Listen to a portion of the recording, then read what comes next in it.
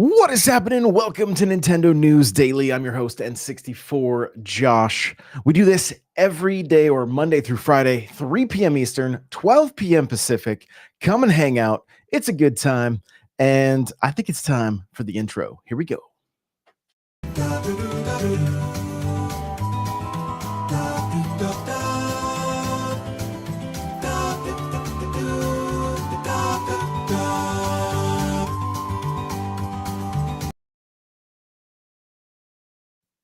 All right. Well, welcome to another episode of Nintendo News Daily. We're going to take a look at a handful of Nintendo news bites as well as our main topic today, which is a real. I honestly think it's kind of a funny leak.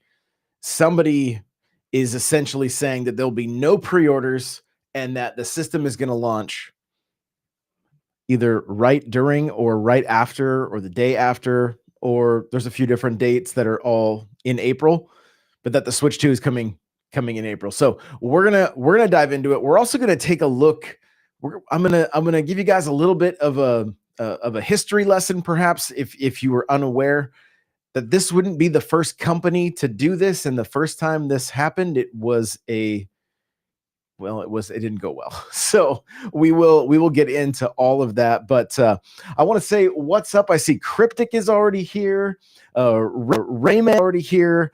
A handful of people just hanging out and lurking, guys. Again, 3 p.m. Eastern, Monday through Friday. I'm absolutely loving this. Seeing all of the comments that you guys are loving loving just the amount of content.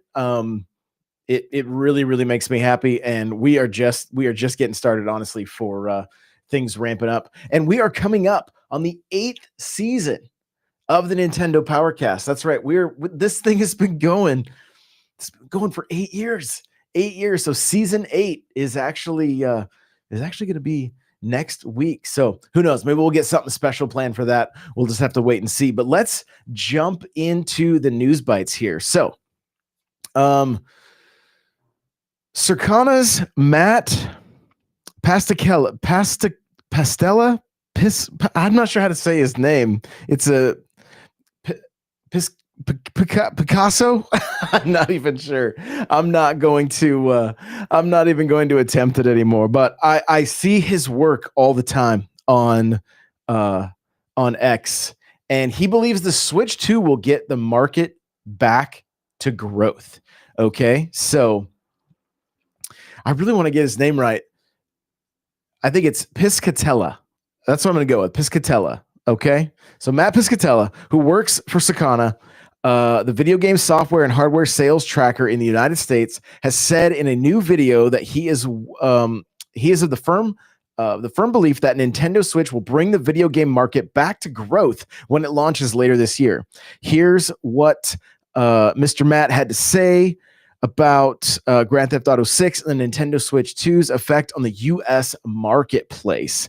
It says, if those two things do happen this year, and they do meet the expectations going into this year, I think you're looking at a low to mid single-digit percentage growth in overall market spending on video game products. Now, that doesn't sound like a lot, but it would result in record spending on the consumer side.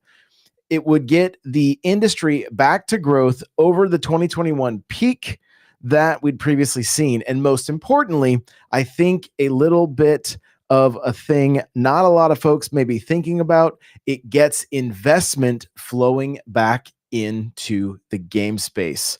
And investment flowing back into the game space is a good thing. That keeps games coming along. So we know we've been in a strange time for gaming. We know Sony has canceled a bunch of live service games, right? Like they kind of just cleaned house on a whole bunch. They do have Sony has their state of play tomorrow, but a lot of the insiders are saying don't expect much from this thing, which is honestly kind of a bummer. Like I'm hoping.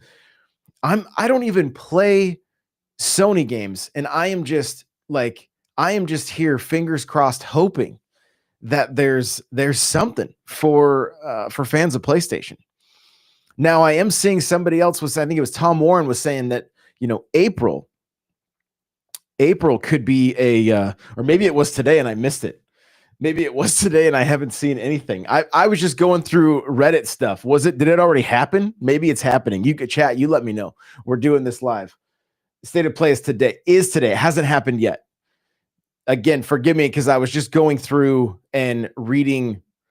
Everything I was reading was saying tomorrow because it was from yesterday. So gotcha. Okay. So it's a couple hours out. So just forgive me because it was just based on the stuff I was reading. I wasn't paying attention to the date. So it is today. Well, anyway, still same point.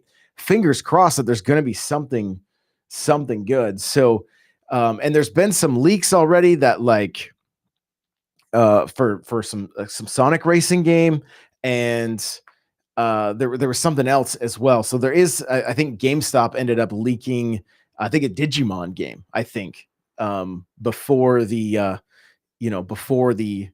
state of play has even aired. So there's that, but like, I think there's a lot of people wanting some God of War news, and one of the articles I said that's not happening. So I don't know. I just want to see Sony really, really bounce back and get into this, get into the fight with the software. I feel like their hardware sales are great, and they've done fantastic in that department.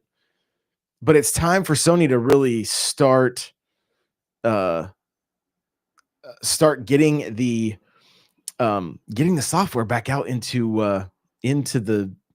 our hands, right? It's just been such a drought and a lot of re-releases. Astrobot was a huge breath of fresh air. We just want to see more of that. So fingers crossed there's something big at this state of play that really gets that community pumped and excited again. So overall, good news that we could see some growth in the market from GTA 6 and Switch 2. I'm excited. You guys know I'm excited. We can't wait for this thing. Moving along here. Here's a patent for the Switch 2, which is, it's honestly kind of cool. Also like kind of what? So Switch 2 patent suggests this from Nintendo Life. You can flip the console upside down. So like initially I'm like, what is this about? And then I saw a tweet from Wario64 kind of explaining it, but we'll jump into the article here. It says a new patent from Nintendo suggests that the Joy-Con controller for the Switch 2 can be inserted into either side of the main console, effectively letting you flip it 180 degrees according to your preference. As spotted by VGC, the patent includes detailed images showcasing the idea with the two Joy-Con controllers effectively making use of the new magnetic connection system to allow you to attach them from either side of the console. With the original Switch, this simply wasn't possible unless you wanted the Joy-Con to be facing backwards, isn't ideal. With the Switch 2, then being able to flip the console upside down will allow you to choose whether you want the single headphone jack pointing up or down. Naturally, other features that you'd normally see on the top of the device, including the power button, volume control, and cartridge reader, would also shift to the bottom. So some interesting choices there. But basically it says, and even I scrolled past the image here in Nintendo Life articles, like, what's interesting, however, is that the USB slot on the bottom of the device will presumably be used to dock the Switch for TV mode. The new USB on the top sits slightly to the right when looking at it head on. So if you want to flip the Switch upside down, it seems reasonable to assume that you might not be able to dock it in this matter. Though, of course, you could just dock it normally and either remove the Joy-Con or use a Pro Controller. As of the time of writing, we still really don't know what the new USB slot does. This would have been perfectly fine explanation had it been situated dead center like the bottom one, but it seems like we'll have to wait until Nintendo confirms this in the coming months. Could we possibly expect some wacky peripherals? Yes. I am absolutely thinking that we are going to see some wacky peripherals. I'm seeing the audio is a little bit static. Interesting. Let me check something real quick. I'll get into the settings here. Just take a quick peek, make sure. Yeah, I'm on default. Let me know if it keeps happening, you guys. I don't know I'm not hearing anything, but I'm also seeing that the viewer count is dropping a little bit too. So if the audio quality is bad, I know that tends to be the case. Dual screen accessories for top USB. Yes, that would be fantastic. Would love that. So, fingers crossed on something like that. Would love to see it. Love to see it. Well, moving on here. This is kind of interesting. It says, forget Microsoft. Another company apparently wanted to buy Nintendo back in the day. And this is, this is very, very interesting here. Very interesting. So it says we've heard a lot about a few companies with dreams of purchasing Nintendo over the years. Microsoft, cough, cough. It turns out there was another big old American conglomerate looking to snap it up back in the day. Thanks, GameStop. So it went static when I said dual. I wonder what's happening right now. I don't. Let me take a quick peek if there's a setting I can change. You guys, we're kind of doing this on the fly, unfortunately, but I'm set to my default. I don't think it will change. Let me know now. No, let me know if that's better, you guys. Let me know if that is better, chat, because since we're doing this live. Apple is a really good guess. Apple's a great guess. Let me know if the audio just if it's cleared up a bit. Hopefully that did it.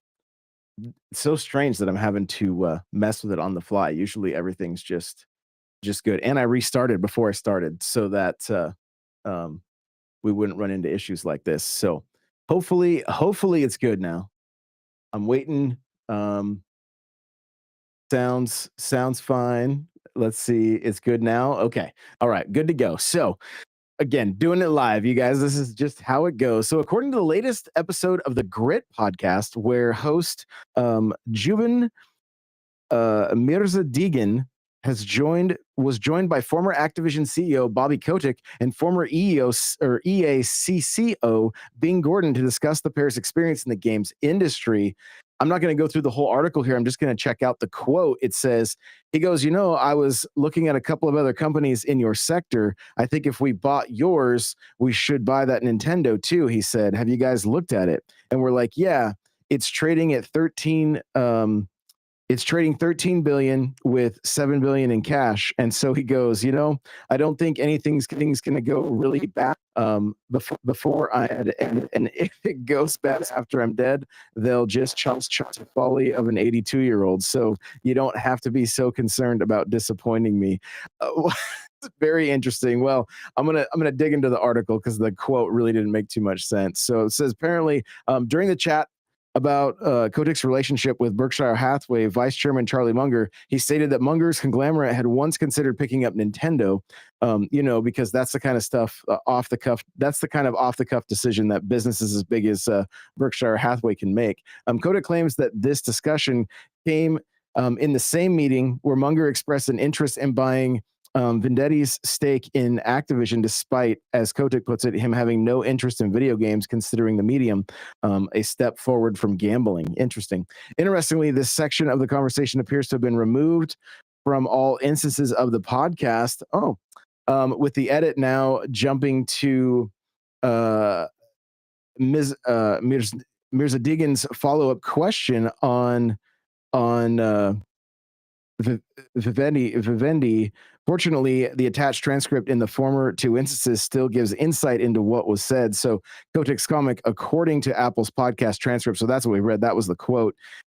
So interesting that this was taken out, right? Of course, this was just a meeting. None of the deals ever ended up coming to fruition. Activision bought the Vivendi shares, and unsurprisingly, Berkshire Hathaway never grabbed Nintendo. But it's a crazy what if scenario to consider. From what we know of Nintendo, I still don't know if they would. I mean, I guess if the price was big enough, maybe they would have caved. But like when it came to Microsoft, they were like, yeah, we're good. We are good. No thanks. No thanks, So I don't know. I don't know if they. I think they're a little too stubborn, and they've been in the game so long. I mean, you're talking about a company that's over 100 years old. I would just have again, maybe anybody has a price at a certain point, and you know, I'm without knowing much about Berkshire Hathaway. I'm sure it was probably very possible for them um, to make that deal happen. I just don't know that Nintendo would have gone for it. Still very interesting to learn about it 30 years later, and then also apparently there's some people that didn't want this information out there. So who knows what kind of what kind of letter, what lawyers got involved because of that podcast. Like that's a little bit scary, honestly. Well, jumping over this I found really interesting. Star Fox dev wants to work with CD Projekt Red on Star Wars of all. Jumping into the article, it says with the upcoming launch of Omega 6, the Triangle Star 28th of February, creator, ex Nintendo dev, and Star Fox 64 art director Takayama Imura has been doing the marketing rounds over the last few weeks. In an interview with Games Radar Plus, Imura was asked about the potential dream collaboration in the world of game development.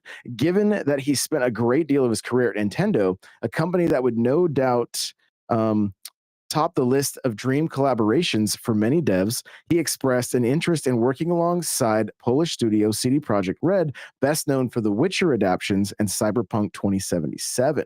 Not only that, but he also specified a particular gargantuan media franchise too. You already know what it is since it's the headline, but yes, it's Star Wars. So the quote here, it says, "To tell the truth, I really like The Witcher 3. I don't know whether we'd get on, but I'd love to work with CD Projekt Red on something. I'd love to do a Star Wars game with them." So I love that this kind of questions being asked, right? And like literally, he's like, "Dream project, Star Wars, CD Projekt Red, let's make it happen." So that's just I love that. I love that. Just no, no hesitation. Just I want to do a Star Wars game with CD Projekt Red. Cryptic says, was this around N64 when they were at a low point, not realizing CD was where the industry was heading with with Xbox and oh, as far as like um as far as like with what in regards to purchasing Nintendo, that's a good question. Yeah, like it seems like it would have been right around the time, based on the 30-year mark there would be right around that time. So and then Cryptic says I didn't realize Activision had that much money back then. I always thought they became big when COD 4 came out. So I'll give you guys a little bit of a funny little piece of history with Activision. They were they were honestly very big back in the late 70s with Atari. The reason their name is Activision is so that they showed up ahead of Atari in the phone book. AC shows up ahead of AT. And so they have very much been in the game a very long time. What's really funny is thinking today about Vision, and I've been kind of delving into Mario Maker a little bit and thinking about level design and the level design for Super Mario Brothers and that kind of stuff. Well, prior to Mario Brothers coming out, the main like one of the main games I used to play as a kid I would borrow my uncle's Atari games and then take them over to my neighbor's house was Pitfall. And Pitfall was uh it was essentially a side scroller. You would jump onto vines and swing over alligators, and then you could also go down like into mines and spend some time underground as well. And that might have been the second game. I'd have to go back and check. It's just been a while since I played. But the side scrolling was basically like your character, like there was a set screen and then your character moved across that screen. Once you got to the edge, the whole screen. Super Mario Brothers revolutionized side scrolling and made it like they because of what was done with Excitebike and the way the screen moved at a slower pace than your um than your character, but it made it look all fluid. This was a big deal back then. But yeah, to answer your question, Activision's been around a very long time. They've been a very successful company for many many years. If you think back to uh oh, I'm trying to think. I'd have to pull up a list of games or whatever, but Activision has a massive library of games going all the way back to the Atari and television, all that kind of stuff. So they've uh, they've been around quite some time. But back to the article here and the headline, really really cool. Just to kind of hear the dream scenario for these developers, and like kind of fun just you know to hear those dreams and to hear what they would love to create.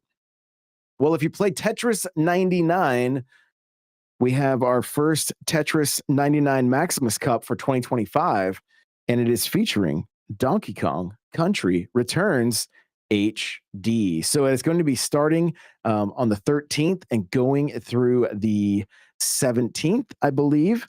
And and so you got to get your points. You guys know the you know the routine when it comes to Tetris 99 and the Maximus Cups. So I love collecting these things. This is the only game where I've had an issue with my cloud save, and I deleted a whole bunch of my stuff on accident because I tried to move it from one Switch to another, and yeah, so kind of made me sad. Kind of made me stop going back and playing these things. But who knows? I might fire it up and check it out. I love seeing just how creative they get with the boards on these things. So, but it is happening starting tomorrow and going through Monday if you want to unlock these. And I see we got a handful of new people jumping in as well. Miguel is here, Pokemon fan. Welcome on in.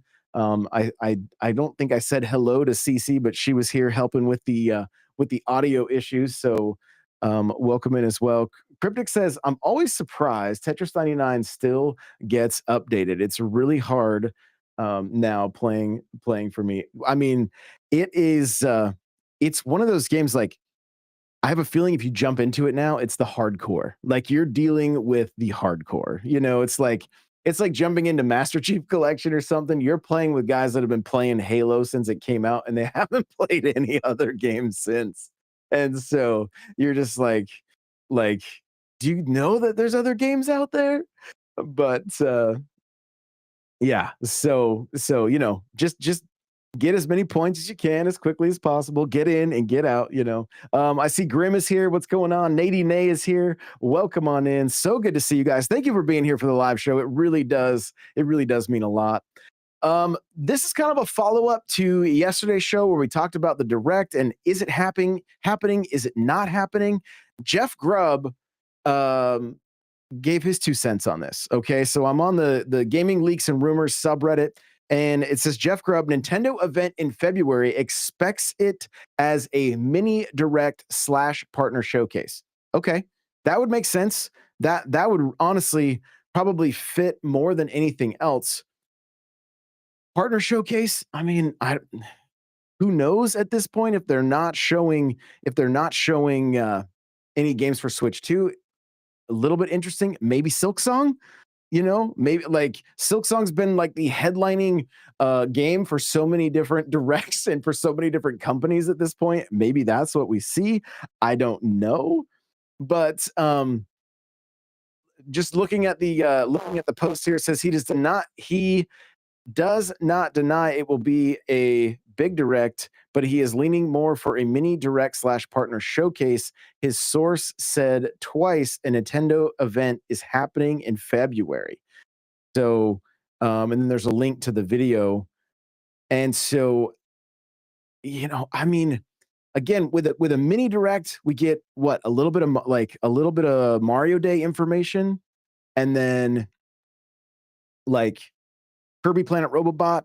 Nate has sent me um a post showing the box art, like potential leaked box art, and maybe that was just a random image for Metroid Prime 2 remastered. And again, I've said it before, I really hope that we are getting a true remaster of the second game and not a dual pack like we did with Pikmin 1 and 2. Hope it's not the case, but so we'll just have to wait and see. Jumping into the chat real quick here, Grim Shiver says, I had an idea that came to me today. What if the next Mario Kart game had a competitive tab where you can win coins for a shop or platinum points? Ooh, that'd be interesting. That would be interesting. I have a video in the works, kind of showcasing everything I would like to see from this next Mario Kart. So stay tuned for that, and then we'll dig into it deeper on one of these live shows. So, taking a look here, when will Nate the Hates podcast happen? From my understanding, his next podcast had to do with I want to say it had to do with PlayStation, but maybe he's waiting until after it launches. I think he may be waiting until this weekend. So who knows? Maybe we'll get more info. Then. So, Cryptic says, "Do you think Prime 238 will be on Switch 2 if it's just a partner showcase?" So I'm hoping by what they're saying here that it's a mini direct / partner showcase, kind of like how they did the indie direct / partner showcase, right? It was like essentially 2 shows. That's what I'm kind of hoping is going to happen here. Maybe it's 20 minutes of first party and then 20 minutes of partner. I don't know why they wouldn't just call it an overall like just a direct at that point, because they could just, but it may be the way that they're wanting just to kind of like slowly phase out the Switch 1 conversation while still promoting these games. I personally, it's going to be a great way for them to keep pushing games for Switch 1. Again, we've said it so many times, remasters, anything that just can run Switch 1. Hopefully, once the direct happens in April and we see what is possible with Switch 2 and what it could potentially do to older games, I think it's going to make that whole conversation honestly exciting, because it's like, if going into it that if you pick up any of these upcoming games on your Switch 1, but they can get, the up res, the up FPS, all that kind of stuff, it's just going to be that much more exciting. But we need to know their plan there too. Is there going to be are they going to charge for that? Are they going to have, is it going to be, very consumer friendly? And we just get, like, if you have this game and the devs have taken the time to do the DLSS work that needs to happen behind the scenes, will it just be there? I hope so. So, just taking a look at chat real quick. Let's see. Pokemon fan says, I just want a direct general or a mini. Yeah, just some first party stuff from Nintendo is what I know everybody is after, right? I think everybody is wanting that. So Nate says, I think they'll still push remasters and remakes to Switch 1 at least for a bit, because that will still be some killer sales across both consoles. Yes. Yeah. So I think I'm thinking the same thing. So a quick little side note, guys, if you're watching the B-roll, this Lucas, I actually recorded this B-roll today so that we would have something fresh. And if you're only listening, I'm playing Smash. Well, I played this Lucas, and then immediately after the match ended, I got a message on Instagram saying, "Hey, I was that Lucas. Your Mario's great." I was like, "Yo, that's wild. That's wild." So, but just a quick little side note there is kind of funny. I wasn't expecting to see. I mean, it was like immediate. I'm like, "Did you have this thing on? Did you have it set to send already, or what?" That's crazy. But so it's looking like a direct is happening. excited about that. That is Cryptic said, "Did you tell him to get good?" No, no, no, no. Mario is here.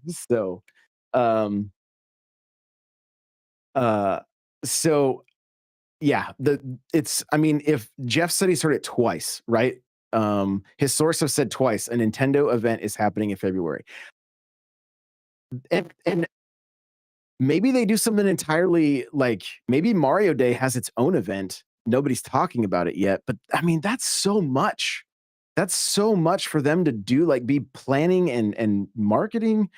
I'm just curious how everything's going to go down. Maybe they they pushed the 40th anniversary of Mario into September of 20 what was it 2020 or whatever, and so like that was for the 35th anniversary. So maybe they aren't super worried about trying to have it bit with Mario Day on March 10th, and they'll just kind of do their sales or whatever that they typically do, and then after the launch of Switch 2 and all the hype is around that, maybe come September, maybe that's when they start like really going into like the 40th anniversary of Mario, just to let everything kind of breathe, because there's a lot happening. There's a lot happening. Um uh so yeah, it's just I'm curious to see how it's all going to play out. But let's get into our main topic now, which is this rumored release date for the Switch 2.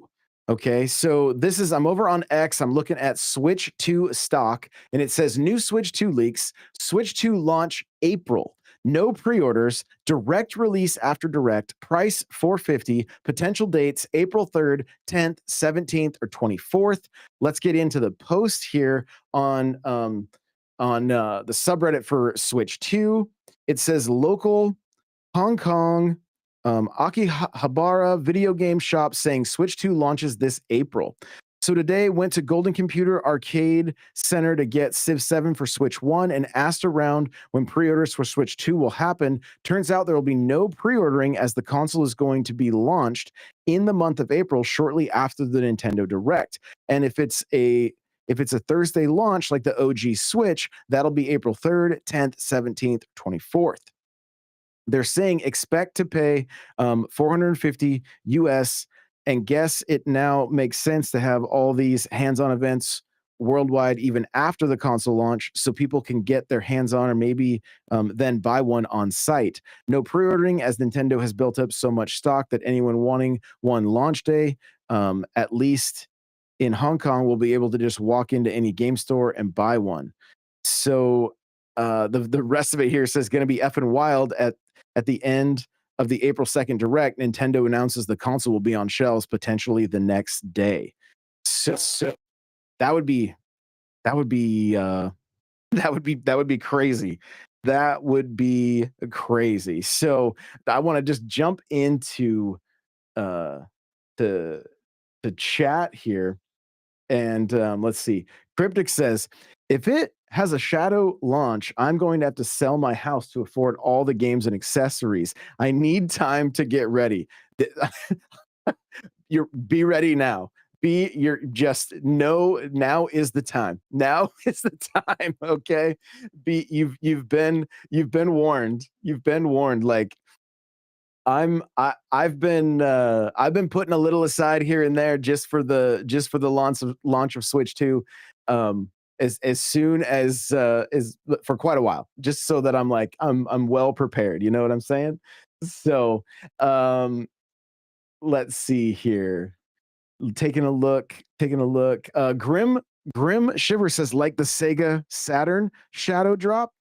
Yeah, that's at the beginning of the show, you guys. I mentioned we're going to talk about what history has shown us on how this went. Now, granted, I don't think Sega was not nearly as healthy as Nintendo is now, and I don't think Nintendo would really have anything to worry about if this happens. But here's what happened with the Sega Saturn, and then we'll dive more into the possibilities of this April release. So, the Sega Saturn was launched in the United States in May of 1995, 4 months before its scheduled release date. This surprise launch hurt the Saturn's commercial success in the US.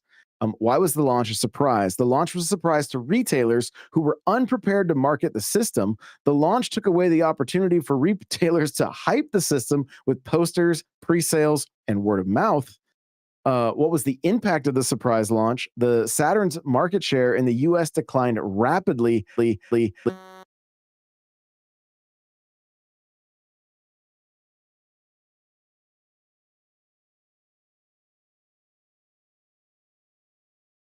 And the Saturn was discontinued in the US in 1998. So, um, Skynet. Oh, did it? Oh, my stuff. It looks like my stuff glitched on me. Uh oh. Can you guys hear me okay? Can you hear me okay? Yeah. I had that little glitch. I should be back now. It should be my feed cut out. Yeah, the video it did. I'm not sure what's happening today. I don't know. We're good back. We're back now. Okay, I will just disable my camera here. We'll just watch the gameplay. Uh Not sure what. That's the second glitch we've had though. That's why you guys were saying earlier things were going static. That's the second little glitch we've had. So I who knows? Who knows? There's a ghost in the system today. That's just the Nintendo uncles are after me. Yeah. Not sure what's happening today, but you know what? We're doing it live. We're still going strong. Thank you guys for hanging out. Back to the Saturn though. The Saturn was discontinued in the US in 1998, and the Saturn is considered a commercial failure. So it was you could almost sense that like they were trying to get ahead of Nintendo, and it didn't work. It didn't work. But I mean, Nintendo is ahead at this point. So they really don't have anything to worry about. So I want to ask you guys, what do you think about the potential of Switch 2 launching in April? Like, would you be excited for this? Or would you prefer to see it pushed into like, into late May, June, or even into July? What is the perfect scenario for you guys? And I know Cryptic was joking, saying I'm gonna have to sell my house or whatever. Like I get it. Some prep time would be great uh for this release. So um what what would you guys like um from Nintendo? So yeah, the rumor here, this leak that we're looking at is saying an April launch. Now, if this happens, I don't think this is going to be necessarily a surprise to retailers, right? I don't think they're going to have the opportunity to market stuff like they would want to. But if there is plenty of stock and people can just walk in and purchase it, that's that's that's okay. But and I think Nintendo knows the initial 20 million that they supposedly have ready, that's going to be the hardcore fan base. Like, we don't need any marketing. We've been hungry for this thing, like the moment Furukawa mentioned it, right? Like, we've been hungry forever. So um Cryptic says, but it is the end of tax season, so people will be getting their refunds during that time, right? Which is something I have talked about. I've talked about on other podcasts and stuff as well. I'm like, this release time is perfect for everybody getting their tax returns, and especially like you're talking about a family system. Families are typically going to get the bigger tax return, have that opportunity to spend a little bit of extra cash. Why not spend it on the next Switch and be potentially be playing the next Mario Kart with the fam? Like it seems to me that could be part of the conversation with the plan for getting this thing into the wild. Um, so let's see here. Pokemon fan says, I'm down for April if it's true. Grim says, I hope it's April. I need it as fast as possible, right? I think, like I said, we're all hungry for this thing. We are all hungry for this thing. Pokemon fan says I thought it'd be May. Yeah, yeah. Mario says the Switch One just needs to pass the PS2. I think even if it does, Sony will find more sales of the PS2. There'll be another 10 million sales somewhere that just magically happened. So Cryptic says 450 is on the very high end. I mean, that's that's a good point. That's a good point, and we've talked about that. I think it's Digital Foundry has a video out talking about the potential price of of the Switch 2 and what it may be. I haven't had a chance to check it out yet, but I'm curious what their thoughts are with this. And I mean, Nintendo of all companies knows what will happen if they don't price this thing correctly. They know what happened with the 3DS and then having to do the ambassador program, and like they know that we don't want that. They don't want history repeating itself. They want to make sure that everybody is happy like, because on top of, I'll give you guys an example right now. My brother texts me. He says, "Are you getting Switch 2?" Yes. Are you? Not until I hear if you like it or not. Like, the word of mouth that takes place after the hardcore, those that are the early adopters are gonna pick this thing up. We're all gonna have friends and family asking us, "Do you like it? Should I get one?" Right? Like, and I'm sure plenty of us know people that if we tell them it's 450, they're gonna be like, "Yeah, I'm gonna have to wait on that one." So that is on the higher end of things. Like, I do hope it's coming in. I think just seeing 399 is going to make it more appealing and easier for more people to get their hands on.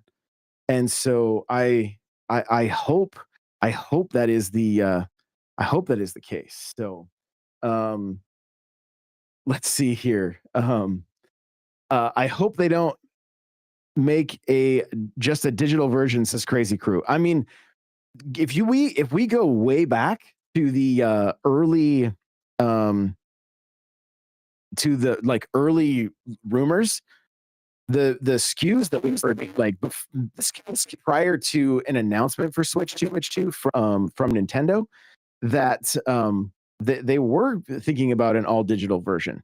And so, I mean, that doesn't they've already shown and said that carts are going to be playable in Switch 2. So I don't think it's going to be like you have to go that route. There may be an option for it if they take the Sony path. Sony charged $100 less for their all digital version. And unfortunately for me, I mean, I guess I could just play the majority. I would want to see what, well, if there's a Mario Kart special edition, that's the one I'm going to go with no matter what, because you guys know how much I love Mario Kart. So that it's irrelevant for me, but like, it is an issue when it comes to playing your older Switch games. If you have more than a digital library, you're probably not going to go with the all digital. That being said, if the majority of your games are digital, it's not going to be a big deal for you, and they know that that is the case for plenty of people.